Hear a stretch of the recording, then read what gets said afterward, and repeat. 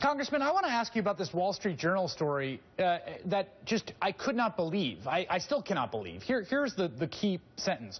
New York City has been allotted $648 million in federal aid to give out for housing recovery assistance. So far, and I am quoting, one person has received help, a Staten Island woman whose damaged home was acquired this month.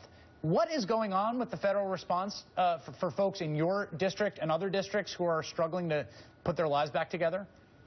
Well, the inability for the federal resources that were authorized in January to make their way into communities such as those that I represent is a very troubling concern. One thing that was significant about the storm, 55% of those individuals who were impacted by the storm surge were low-income renters. Many of those individuals lived in public housing communities in Far Rockaway and Red Hook and in the Coney Island neighborhood that I represent. As already was indicated, these are people who were struggling prior to the storm hitting. They were already underwater economically. The storm has exacerbated the situation.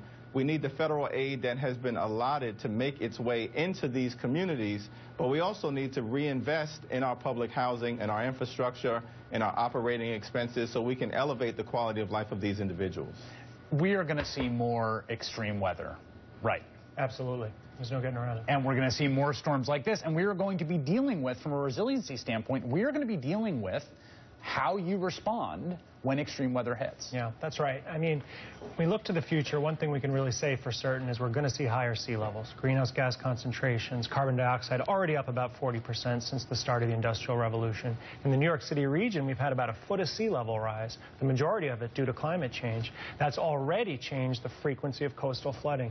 Even if storms like Sandy don't get stronger in the future, just by virtue of raising that floor, you profoundly increase the frequency of coastal flooding. And when you get those floods, they're more extreme than they were in the past. And in fact, one study shows that just that extra foot of sea rise that we've already gotten from the climate change we've had meant about tens of thousands of homes flooded that would not have flooded in their absence. That's right. That's right. And we're expecting more in the future. And of course, it's not just sea level. It's higher temperatures, giving us more heat waves as well.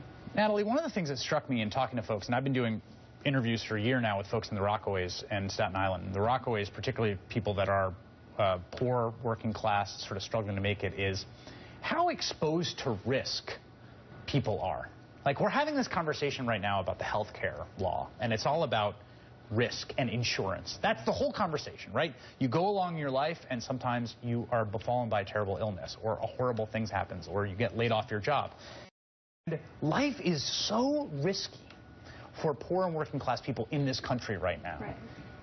The added risk that's coming from the climate models, Radley, that you're talking about, it's just way too much for people to be able to actually deal with. Yeah, and I think these issues are connected, right? So certainly things that have to happen right now to make people's lives better are, one, speed up the pace of their recovery, but I think more importantly, as we think about how to physically protect New York City from climate change, which we need to do, we also need to expand that concept of resiliency, right? And also think about economic resiliency, social resiliency that's going to allow low-income folks, public housing residents, and all these vulnerable populations that are already suffering before the storm actually attain economic opportunity they need. So, for example, when we talk about building seawalls or bulkheads or all these other infrastructure projects, we could easily say, let's make sure that the jobs that are created through these processes go to these low-income New Yorkers that are already suffering. Is there an appetite, Congressman, for that in Washington? We're talking about, you know, there's been some conversation about a huge seawall project in the harbor in New York, which would be a multi-billion-dollar project. Is there an appetite